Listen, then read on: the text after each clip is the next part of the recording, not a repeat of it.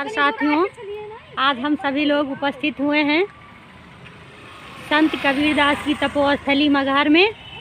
और आइए चल रहे हैं, अभी आप लोगों को भी ये मनोरम दृश्य दिखा रहे हैं। जैसा कि हम लोगों ने संत कबीरदास जी के बारे में किताबों में पढ़ा था, वो एक निरंकार प्रवृत्ति के थे। उनके बढ़ रहे हैं भाई। ये हमारी दीदी भी आ रही हैं, होले होले जल्दी जल्दी।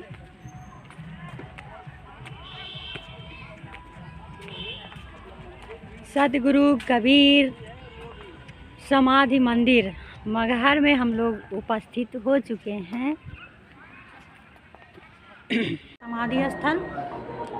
और ये बाबा जी, हम इनसे बातचीत करना चाहेंगे और पूछेंगे, जी महाराज जी, आप यहाँ कब से रह रहे हैं और यहाँ की क्या चीज़ प्रसिद्ध है? मैं इधर 2012 से सेवा कर रहा हूँ। जी, आपका शुभ नाम? शांतिदास पुजारी जी। जैसे कबीर साहब इधर क्यों आते हैं या कबीर साहब का आने का कारण क्या रहता है? क्योंकि कबीर साहब के आने से पहले इस परिक्षेत्र में बौद्ध संत लोग ज़्यादा रहते हैं, बौद्ध भिक्षुक जी, जो बोध गया से लेकर लुम्बिनी, कुशीनगर, गोरखपुर, अयोध्या जी, इस परिक्षेत्र में आते जाते रहते हैं। तो इधर के जो लोग होते हैं उन संतों को परेशान करते हैं। जी, तो बौद्धिस्ट संत लोग इस क्षेत्र का नाम डाल देते हैं मार्ग हर। जी, मार्ग माने रास्ता, हर माने समान। सिलसिला चलता रहता है। उस समय बौद्ध धर्म देश दुनिया में बहुत प्रचार प्रसार करता है। सभी जाति के लोग, सभी धर्मों के लोग बौद्धिस्ट होने लगते हैं। तो उसी में जो काशी के लोग होते हैं उनके मन में आता है कि सभी लोग बौद्धिस्ट हो जाएंगे तो फिर काशी की तरफ कोई नहीं आएगा। जी।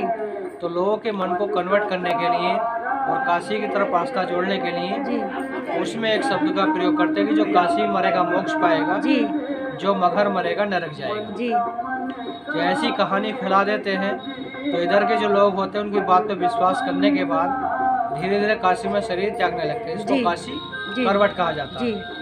परंपरा चालू हो जाती है, लोग काशी जाने लगते हैं। जी, फिर यहाँ का जो राजा होता है जनता दरबार लगाता है। जी, वो जनता दरबार में सभी परंपराओं के संत लोग आते हैं।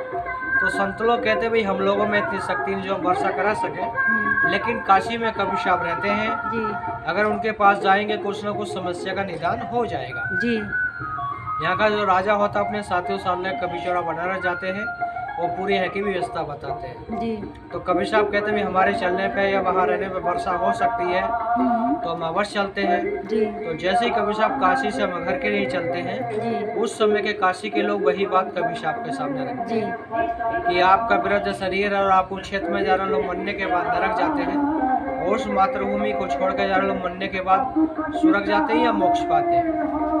तो कबीर साहब सोचते हैं अगर इन लोगों के अनुसार मैं भी अपना शरीर काशी में त्यागा तो काशी के लोग या काशी के पंडा पुजारी लोगों के मन में भ्रांति फैला देंगे, कबीर साहब भी मुक्ति पाने के लिए काशी में ही शरीर त्यागे। जी, तो इन लोगों का समाज पे पाखंड का विस्तार और ज़्यादा हो जाएगा, लोग सत्यता को भूल जाएंगे। जी, तो कबीर साहब निर्णय लेते हैं कि मैं अपना शरीर काशी नहीं त्याग के मगहर में ही त्यागूंगा। तो वहाँ पर एक वाणी बोलते हैं उन लोगों को समझाने के लिए, जी, क्या काशी का ऊसर मगर जो हृदय राम बसो हो मोरा, जो काशी तजे कबीरा तो राम ही कौन नहीं हो रहा। जी, कबीर साहब कहते हैं जिसने हृदय से राम को जाना है, परमात्मा को जाना है, जी, कहीं मरेगा मोक्ष पाएगा। बिल्कुल, खाली काशी में ही मरने से मोक्ष मिलता है, फिर तो किसी भगवान की जरूरत ही नहीं रही। बिल्कुल, तो कबीर साहब उस पाखंड को खत्म करने के लिए, भक्ति की शक्ति को दिखाने के लिए काशी छोड़कर मगहर आते हैं। कबीर साहब यहाँ पर अपना झोपड़ी बनाकर रहने लगते हैं। जी, संत जन भक्त जन उनसे मिलने के लिए, सत्संग करने के लिए या दर्शन करने के लिए आते जाते रहते हैं। तो ज़्यादा भीड़ होने लगती तो पीछे कबीर गुफा जब कबीर साहब बैठ कर ध्यान करते हैं। जब उनका जाने का समय होता तो पूर्ण स्थिति बता देते हैं। जो भी ज्ञानी संत होते हैं या ज्ञानी भक्त होते हैं उनको अपनी ज्ञान ऊर्जा से पता चल जाता है जी, कि इस दिन मेरा शरीर छूटेगा। तो कबीर साहब भी अपनी पूर्ण स्थिति बता देते हैं। तो उस स्थिति पर बनारस के राजा वीर सिंह बघेल भी आते हैं, बिजली खां पठान भी आते हैं, जी, और अन्य संतजन भक्तजन उपस्थित होते हैं। जी, तो कबीर साहब कहते हुए जब तक झोपड़ी के अंदर से आवाज आता रहे या आप लोगों को लगे कि मैं जीवित हूँ, जब तक झोपड़ी नहीं खोल के देखना, जब आप लोगों को लगे कि मैं चला गया तो झोपड़ी खोलकर देख लेना। ऐसे ही होता, कबीर साहब अंदर चले जाते हैं, झोपड़ी बाहर से बंद करा देते हैं। जब तक लोगों को महसूस होता कबीर साहब जीवित है, कोई विचार नहीं किया जाता। जब लोगों को लगता कबीर साहब चले गए तो खोलने का विचार किया जाता। तो खोलने से पहले ही दोनों धर्म में उनके संस्कार को लेकर विवाद जी, होता जी, रहता है। जी, हिंदू राजा कहते हैं हमारे गुरु थे, हम इनको समाधि के मंदिर बनाएंगे जी। मुस्लिम राजा कहते भी हमारे गुरु थे, हम अपने धर्म अनुसार उनका संस्कार करेंगे जी। यही विवाद दोनों में चलता रहता है। ये दोनों में निर्णय होता है कि भी युद्ध करेंगे, युद्ध में जो जीतेगा वही उनका देह संस्कार करने का अधिकारी रहेगा। जी। जितनी बात आती दोनों समाज के राजा आमने सामने तलवार लेकर तैयार हो जाते हैं।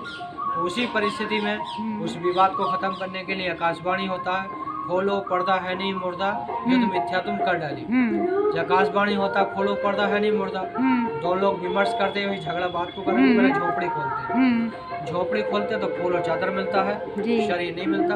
उसी से हिंदू राजा यहीं पर समाधि बना देते हैं। ये वो समाधि है, मुस्लिम राजा उधर मजार बना देते हैं जी। झगड़ा दोनों का समाप्त हो जाता है।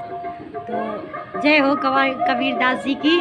और ऐसे ही इस युग में भी एक कबीरदास की ज़रूरत है ताकि हमारा देश दो उसमें बटने ना पाए, दो जातियों में, ना हिंदू ना मुस्लिम, हम सब एक हैं और नेक हैं, इंसान बने और इंसान बनकर रहें, एक ईश्वर की पूजा करें। बहुत बहुत धन्यवाद आपका महाराज जी, आपने हमसे बात की और इतनी अच्छी अच्छी जानकारियाँ हम लोगों को दी। हम यहाँ समाधि पे थे, अब आ रहे हैं उनकी मज़ार पे।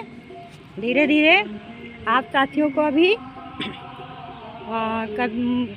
कबीरदास जी की मज़ार को भी दिखाएंगे। देखिए यहाँ पे ये लिखा हुआ है मज़ार कबीर साहब, उर्दू में भी और हिंदी में भी। मज़ार कबीरदास